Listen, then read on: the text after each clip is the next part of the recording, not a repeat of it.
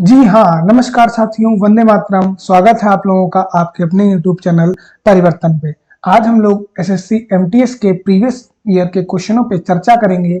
मैंने आपके top 25 question को यहाँ पे उठाया है, जो कि आपके आने वाले एमटीएस में भी आ सकते हैं। तो बिना किसी देरी के, आपका ज्यादा टाइम समय खराब ना करते हुए लेते हैं पहला प्रश्न। और उससे पहले मैं आपको बता दूं कि आपको अगर ये वीडियो अच्छा लगे तो आप चैनल को सब्सक्राइब कर सकते हैं और वीडियो को अपने फ्रेंड्स तक ज्यादा से ज्यादा शेयर कर सकते हैं, ताकि उनको भी हेल्प हो जाए। तो पहला क्वेश्चन हमारे सामने है, 2011 की जनगणना के अनुसार कौन सा राज्य सर्वाधिक जनसंख्या वाला था? उत्तर प्रदेश, तमिलनाडु, बिहार या छत्तीसगढ़? तो इसका आंसर सभी लोगों को पता होगा कि सर्वाधिक जनसंख्या कहाँ की है, तो वो आपके उत्तर प्रदेश की है। ये चीज आप जान सकते हैं। तो पहला का क्वेश्चन का राइट आंसर हो जाएगा ऑप्शन नंबर ए। बढ़ते हैं अगले प्रश्न की तरफ। अगला प्रश्न हमारा, किस ब्रिटिश वायसराय ने बंगाल विभाजन 1905 किया था? Lord Lytton, Lord Hardinge, Lord Canning या लॉर्ड कर्जन? तो इसका जो राइट आंसर है फ्रेंड्स, वो लॉर्ड कर्जन आपका हो जाएगा। बंगाल को प्रशासनिक आधार पे दो भागों में बांट दिया गया था। एक तो आपका हो गया था वेस्ट बंगाल और एक आपका हो गया था ईस्टर्न बंगाल। ईस्टर्न बंगाल को भी हम इस समय बांग्लादेश के नाम से जानते हैं फ्रेंड्स। तो इसका क्वेश्चन का राइट आंसर है ऑप्शन नंबर डी। बढ़ते हैं अगले प्रश्न की तरफ। अगला प्रश्न है हमारा, चाय की खेती निम्न में से किस प्रकार की खेती का उदाहरण है? झूम कृषि, मिश्रित कृषि, रोपड़ कृषि या पारंपरिक कृषि? इसका जो राइट आंसर है फ्रेंड्स, वो है आपका रोपड़ कृषि। रोपड़ कृषि के बारे में बता दूं, जैसे कि आपकी धान की जो रोपाई होती है, यानी पहले बीज डाले जाते हैं, बीज से छोटे छोटे पौधे निकलते हैं, इन पौधों को बाद में क्या किया जाता है, इनकी रोपाई की जाती है। उस प्रकार चाय की भी खेती में रोपाई की जाती है। तो क्वेश्चन नंबर 3 का राइट आंसर है ऑप्शन नंबर सी। अगला प्रश्न है हमारा, यह ओडिशा का एक प्रमुख नृत्य है जो कि मुखौटा लगाकर किया जाता है?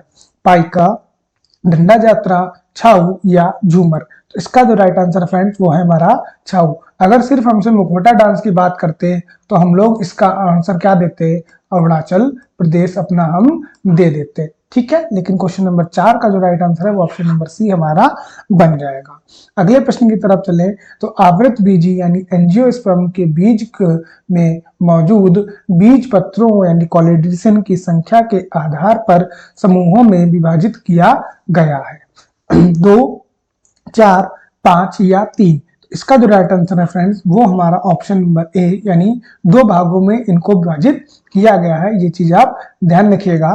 तो ये आपके दो भाग हो जाते हैं जो आपके पत्तियों के रूप में आपको दिखते हैं। क्वेश्चन नंबर 5 का राइट आंसर है ऑप्शन नंबर ए। बढ़ते हैं अगले प्रश्न की तरफ।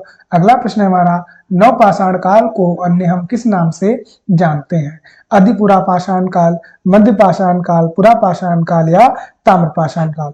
चूंकि नवपाषाण काल में तांबे की खोज हुई थी, इसीलिए इसको हम लोग ताम्र पाषाण काल के नाम से जानते हैं। तो क्वेश्चन नंबर 6 का राइट आंसर है ऑप्शन नंबर डी।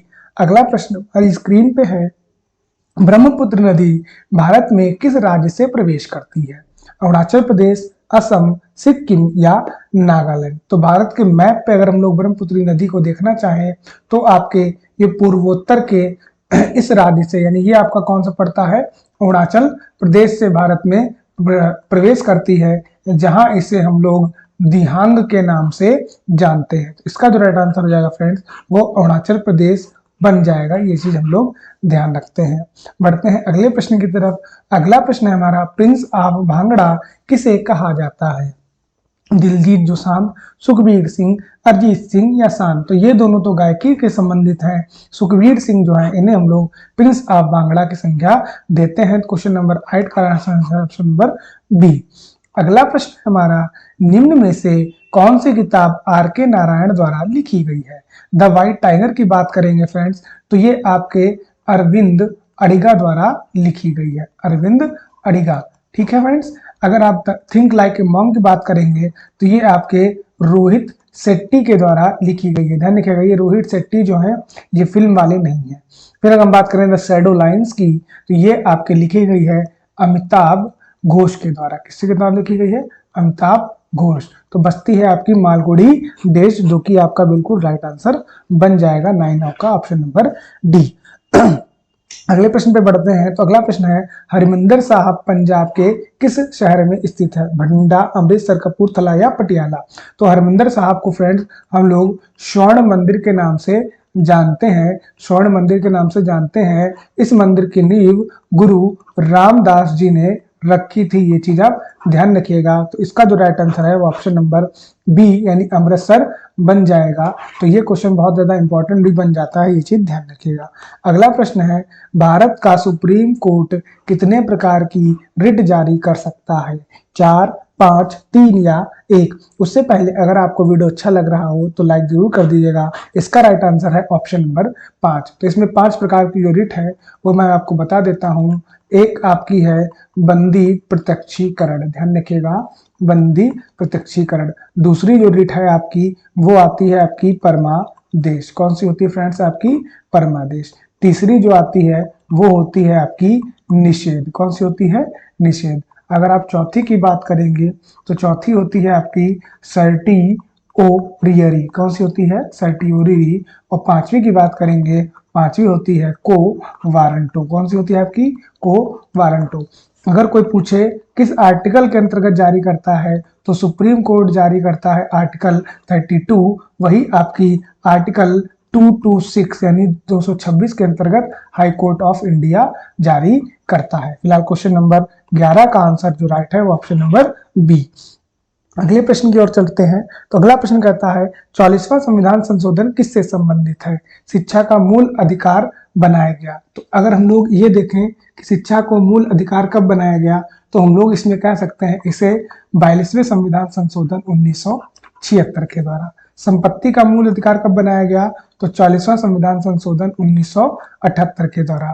पंचायतों का संवैधानिक दर्जा दिया गया है 73वां संविधान संशोधन 1992 के द्वारा। वहीं मतदान की उम्र की बात करेंगे 61वां संविधान संशोधन 1989 के द्वारा। इसका जो राइट आंसर हो जाएगा फ्रेंड्स वो हमारा 44वां संविधान से पूछा था, तो कुछ ऑप्शन नंबर बी इसका बिल्कुल करेक्ट ऑप्शन हो जाएगा। अगला प्रश्न है हमारा, किस विटामिन की कमी से शरीर में पैलेग्रा नामक रोग हो जाता है? ध्यान रखिएगा, इंपॉर्टेंट क्वेश्चन है आपका। पैलेग्रा रोग किस विटामिन की कमी से होता है? तो विटामिन बी की कमी से अगर फ्रेंड्स बात करेंगे हम लोग, तो विटामिन बी की कमी से होने वाला रोग है बेरी बेरी। कौन सा रोग होता है फ्रेंड्स? Berry berry. B3 की बात करेंगे तो इसका जो राइट आंसर है वो B3 है। B9 अगर कोई पूछे तो आप बता दीजिएगा, इससे होने वाला रोग होता है फ्रेंड्स डायरिया। वहीं B12 की कमी से होने वाला रोग होता है आपका पीलिया। ये चीज ध्यान रखिएगा। तो क्वेश्चन नंबर 13 का राइट है ऑप्शन नंबर बी।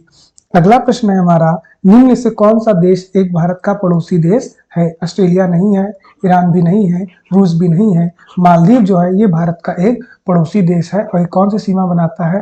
तो ये आपका जलीय सीमा बनाता है, ये चीज आप ध्यान रखिएगा।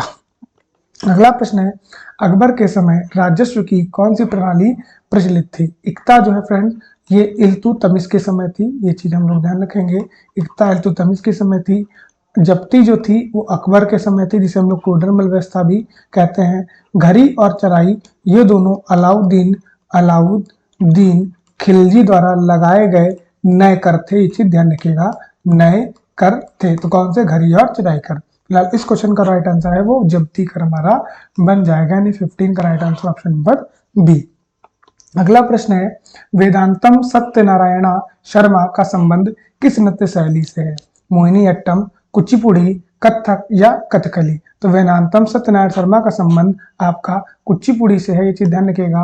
और 1970 में इन्हें इस क्षेत्र में पद्म श्री पुरस्कार भी दिया गया था, ये चीज भी आप ध्यान रखिएगा। क्वेश्चन नंबर 16 का ऑप्शन नंबर बी बिल्कुल सही जवाब है।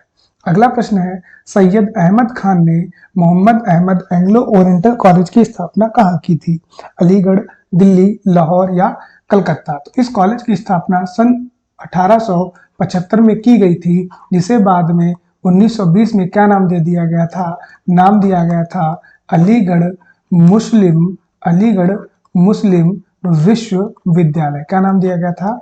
अलीगढ़ मुस्लिम विश्वविद्यालय। तो अब इसका आंसर आप समझ ही गए होंगे, तो इसका जो राइट आंसर हो जाएगा फ्रेंड वो अलीगढ़ आपका बन जाएगा, यानी 17 का राइट आंसर है ऑप्शन नंबर ए। बढ़ते हैं अगले प्रश्न की तरफ।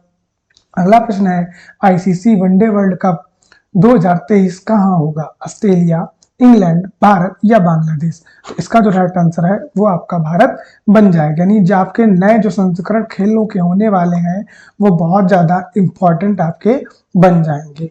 अगला प्रश्न है आपका, रेगुलर समय में फुटबॉल मैच में अवधि कितनी होती है? 90 मिनट, 80 मिनट, 70 मिनट या 60 मिनट। तो इसका जो राइट आंसर हो जाएगा फ्रेंड्स वो 90 मिनट आपका हो जाएगा। यानी रेगुलर जो टाइम होता है वो 90 मिनट ही फुटबॉल में दिया जाता है। ये चीज हम लोग ध्यान रखते हैं।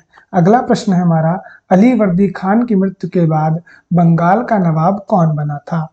मीर जाफर, सिराजुद्दौला, मुर्शिद कुली खान या मीर कासिम। तो इसका जो राइट आंसर है फ्रेंड्स वो सिराजुद्दौला है। आपके अली वर्दी खान की मृत्यु 1756 में होती है और 1757 में होता है आपका प्लासी का युद्ध। कौन सा युद्ध होता है फ्रेंड्स? प्लासी का युद्ध, जिसमें अंग्रेज वर्सेस बंगाल के नवाब सिराजुद्दौला के बीच में युद्ध होता है, जिसमें सिराजुद्दौला की बुरी तरीके से हार हो जाती है। क्वेश्चन नंबर 20 का जो राइट आंसर है वो ऑप्शन नंबर बी हमारा बन जाएगा। अगला प्रश्न हमारी स्क्रीन पे है कि निम्न में से कौन पश्चिमी और पूर्वी घाट में बटा हुआ है? यानी पश्चिमी घाट और पूर्वी घाट में क्या बटा हुआ? हिमालय, उत्तर का विशाल मैदान, दक्कन का पठार या मध्य का भाग। अगर आप बात करेंगे तो ये आप जब निचले का भारत देखते हैं तो ये वाला जो हिस्सा है, ये वाला, इसे हम लोग पश्चिमी घाट, और ये वाला जो हिस्सा है फ्रेंड इसे हम लोग पूर्वी घाट की संज्ञा देते हैं। ये दोनों जो भाग हैं ये हमारे दक्कन के पठार के भाग हैं। अगर आपने मूवी की होगी, माफ कीजिएगा, तो आपको पता होगा। हम लोग भारत को 6 अलग अलग भागों में बांटते हैं। इसकी चर्चा हम लोग कभी और करेंगे। फिलहाल ये हमारा प्रैक्टिस सेट है, तो इसमें से 4 तो आपके सामने है, बाकी आप द्वीपीय समूह को देख सकते हैं।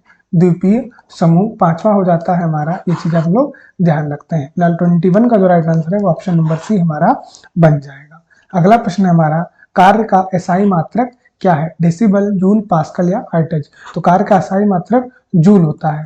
डेसिबल में आपकी क्या मापी जाती है?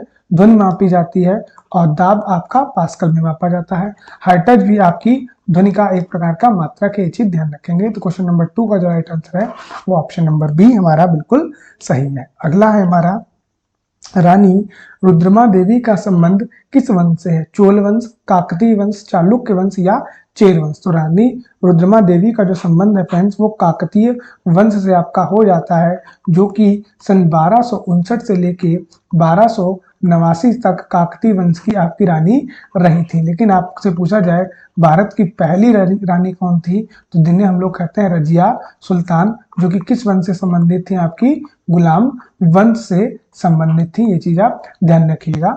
और इनकी मृत्यु कहाँ हुई थी? तो 1240 कैथल में इनकी मृत्यु हुई थी। ये मैं आपको क्यों बता रहा हूँ, क्योंकि सीएचएसएल में रजिया सुल्तान से आपको प्रश्न बना था।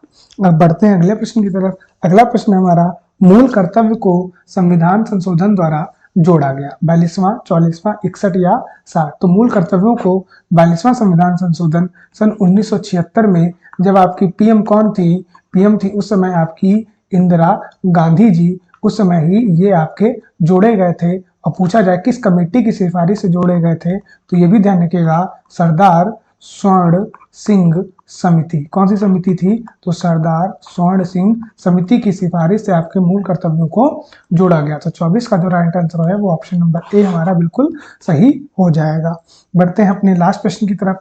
लास्ट प्रश्न है हमारा, शोभना नारायण भारत के किस शास्त्रीय संगीत से संबंधित है? सतरिया, मोहिनी अट्टम, कथक या भरतनाट्यम। अगर आप शोभना नारायण की बात करेंगे फ्रेंड्स तो ये आपके यूपी का जो क्लासिकल डांस है कथक, उससे संबंधित है। और इन्हें पद्मश्री और साथ में ही साहित्य का नाटक अकादमी पुरस्कार भी इनको दिए जा चुके हैं। क्वेश्चन नंबर 25 का right answer option number C. तो इस तरीके से हम लोगों ने बहुत ही कम समय में अपने 25 क्वेश्चनों को पूरा किया। ये एमटीएस का पूरा एक प्रीवियस ईयर का सेट था। मैं ऐसे प्रीवियस सेट आपके लिए लाता रहूंगा, लेकिन आपका रिस्पांस हमारे लिए बहुत ज्यादा जरूरी है। इस वीडियो को खूब सारा प्यार दें, ज्यादा से ज्यादा शेयर करें और हमें बताएं और हम आपके लिए क्या क्या कर सकते हैं। अपना ख्याल रखिएगा और मेहनत जारी रखिएगा। धन्यवाद।